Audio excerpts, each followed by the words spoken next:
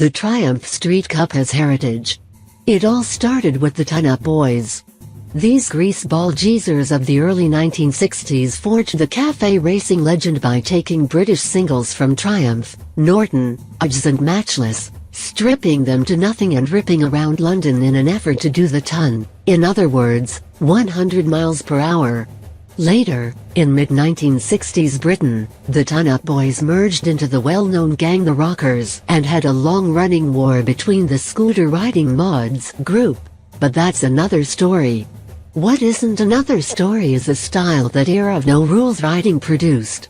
In a motorcycle industry that loves looking backwards to go forwards, a cafe racer represents the ultimate in no-holds-barred teenage abandon. It's a feeling that as we get older, we wish we could get back. At least, I do.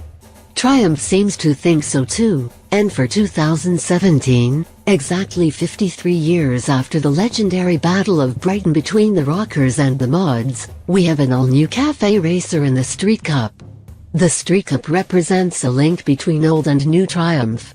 As part of a three-bike attack on the modern/retro market, Street Twin, Street Cup and Street Scrambler, the Street Cup uses the latest Bonneville-derived 900cc, 270 degrees crank parallel twin that cranks out a claimed 55 horsepower at 5,900 RPM and 59 pounds-foot of torque at 3,230 RPM, pushing a claimed 441 pounds of dry weight.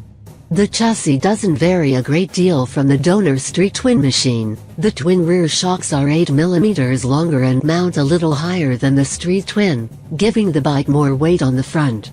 The front geometry is steeper, 24.3 degrees rate for the Street Cup versus 25.1 degrees for the Street Twin, although the same front suspension is used. The Street Cup is also 0.8 inches longer in the wheelbase, and 0.8 inches taller in seat height.